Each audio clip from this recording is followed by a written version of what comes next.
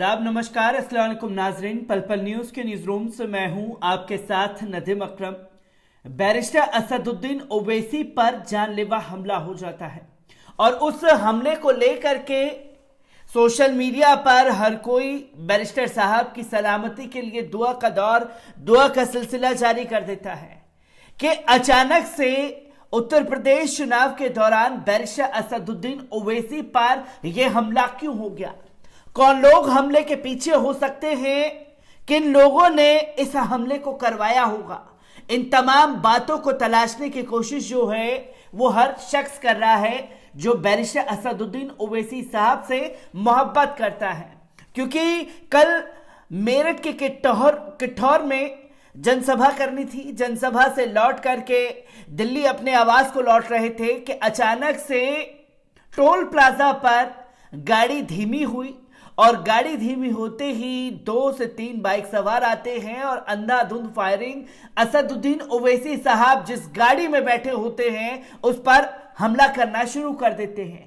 जैसे कि तस्वीर आप गाड़ी की देख सकते हैं, इस तस्वीर से अंदाजा लगाया जा सकता है कि जो इकोस्पोर्ट गाड़ी है वो पूरी तरीके से फाड़ दी गई है।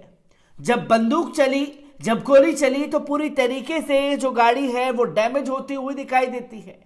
और जब लगातार 2 राउंड के बाद गोली चलने की आवाज आती है तो सलाम है माजिद हुसैन की दिलेरी को, जिसने उस आतंकी को अपने मंसूबे में नाकाम कर दिया।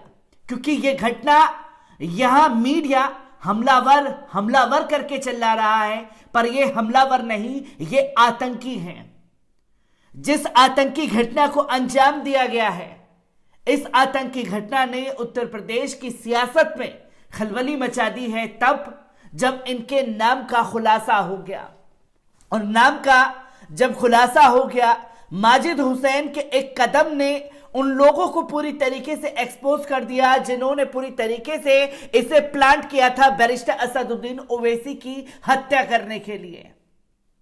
क्योंकि माजिद हुसैन ने उस शख्स के ऊपर और खास तौर पर उनके ड्राइवर ने उस शख्स के ऊपर पैर पर गाड़ी चढ़ाई, जिसके चलते वो थोड़ा सा घायल हुआ और वहां उसे पकड़ लिया गया, पुलिस प्रशासन के हवाले किया गया। कई खुलासे जो हैं उसे लेकर के हुए हैं, जिस पर अब बवाल मचा हुआ है कि आखिरकार ये संघी आतंकी जो हैं इतनी नफरत मुसलमानों से क्यों रखते हैं, बैरिस्टर असदुद्दीन ओवैसी के नाम से क्यों रखते हैं, जिसके चलते उन्हें इस घटना को अंजाम देना पड़ा। क्योंकि अब पहले इस घटना को लेकर के फेक बताया जा रहा था, फर्जी बताया जा रहा था, और जब खुलासे हुए माजिद हुसैन के कदम ने उन तमाम लोगों को एक्सपोज कर दिया कि भाई ये घटना घटी है, किसी ने अपने ऊपर यह हमला नहीं कराया। पुलिस प्रशासन का भी इस पर बयान आ चुका है, सीसीटीवी फुटेज में झलकियां भी देखी गई और आरोपी की पहचान भी कर ली गई है।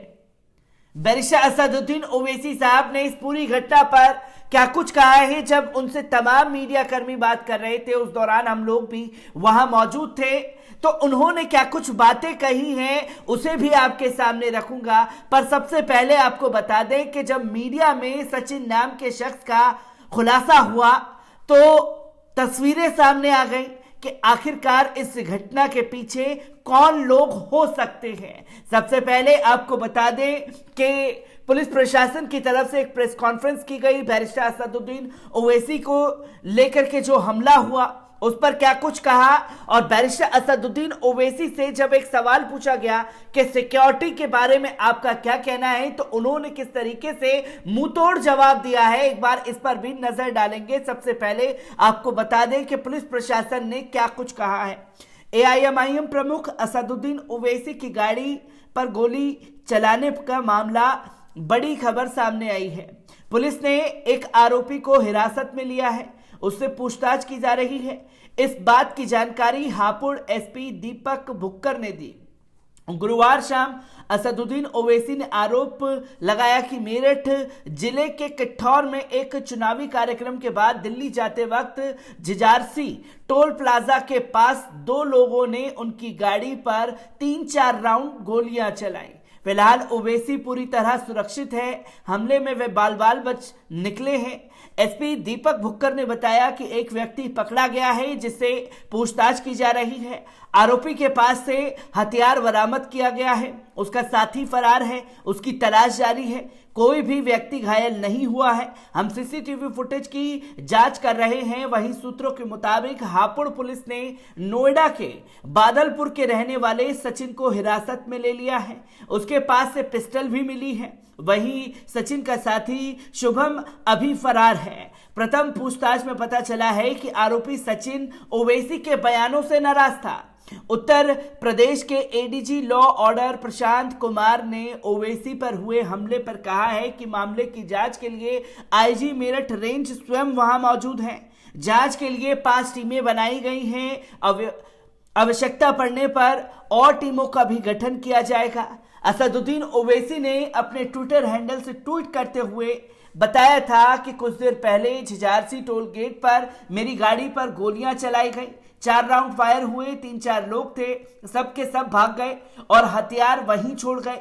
मेरी गाड़ी पंक्चर हो गई, लेकिन मैं दूसरी गाड़ी में बैठकर वहां से निकल गया। हम सब महफूज हैं, अल्हम्दुलिल्लाह। बैरिस्टर असदुद्दीन ओवैसी के एक ट्वीट ने पुलिस प्रशासन और माजिद हुसैन के कदम ने पुलिस प्रशासन की पूरी तरीके से पोल खोल करके रख दी। जहां उत्तर प्रदेश सरकार जो है ये दावा कर रही है कि उन्होंने कानून व्यवस्था सुधार ली है और अपराधियों का खौफ जो है, अपराधियों के दिल में खौफ जो है वो पुलिस प्रशासन का रहता है। ये कैसा खौफ बैठा कि एक नेशनल लीडर के ऊपर अंधाधुंध गोलियों की बरसात कर दी जाती है और पुलिस प्रशासन को पकड़ने में माजिद हुसैन की जिंदा दिली काम आती है कि उस दौरान अपने सूझबूझ से उस आरोपी को घायल किया और पुलिस प्रशासन के हवाले किया गया पकड़ करके। और साथ ही साथ जब बैरिस्टर असदुद्दीन ओवैसी साहब से मीडिया कॉन्फ्रेंस के दौरान सवाल किया गया कि अब क्या आप सिक्योरिटी लेंगे, क्या इस घटना से आप डर गए हैं, क्या मजलिस का जो काफिला शुरू हुआ है वो रुक जाएगा, बैरिस्टर असदुद्दीन ओवैसी साहब ने क्या कुछ कहा है, पहले इस पर नजर डाल लीजिए। मैं सवाल का जवाब नहीं दे पाऊंगा। ये तो काम इलेक्शन कमीशन ऑफ इंडिया का, प्रधानमंत्री की सरकार का और यूपी के एडमिनिस्ट्रेशन का है। मुझे बताया गया है मैडम कि एक सहारनपुर और एक नोएडा के 2 लड़के हैं। हमारे एक्स मेयर माजिद की गाड़ी के ड्राइवर ने जो रेड कलर का हुडी पहना था उस पर गाड़ी चढ़ा दी तो वहीं गिर गया। वो वेपन भी उसका मिला, उसके सीसीटीवी कैमरा है और पूरा मंसूबाबंद तरीके से किया गया। उनको मालूम कि गाड़ी जब स्लो होती है तो ये तो सरकार का काम है कि उनको बेनकाब करे। अबे ऐसा कैसे हो सकता है? क्या कोई भी किसी पे गोली चला देगा? अरे कौन है ये लोग? ठीक है, आप गोली चला रहे हैं तो क्या समझ रहे हैं कि आवाज बंद हो जाएगी? आवाज नहीं बंद होगी। मैं आज भी कह रहा हूं कि मैं सिक्योरिटी नहीं लूंगा, मैं हरगिज नहीं लूंगा, मैं अपना काम जारी रखूंगा। मेरी सिक्योरिटी की, देश की सिक्योरिटी की जिम्मेदार सरकार है और सरकार का काम है कि वो इन जैसे लोगों को रोके। याद रखिए, अगर ये कैंसर पूरे देश के जिस्म में फैल जाएगा तो फिर देश में अनार्की हो जाएगी, रूल ऑफ लॉ नहीं रहेगा। तो दोस्तों, आपने बैरिस्टर असदुद्दीन ओवैसी साहब को सुना, जहां उन्होंने साफ तौर पर कहा कि मैं सिक्योरिटी नहीं लूंगा, मैं किसी को भी अपने आसपास नहीं रखूंगा, मैं एक नेशनल लीडर हूं और मेरी जान की हिफाजत करना केंद्र की मोदी हुकूमत और स्टेट में जो योगी सरकार चल रही है उसकी है। क्योंकि नेशनल लीडर की जिम्मेवारी जो है वो खासतौर पर केंद्र और स्टेट गवर्नमेंट के ऊपर आ जाती है, जो उस दौरान कहीं भी होंगे तो उनकी हिफाजत करनी पड़ेगी।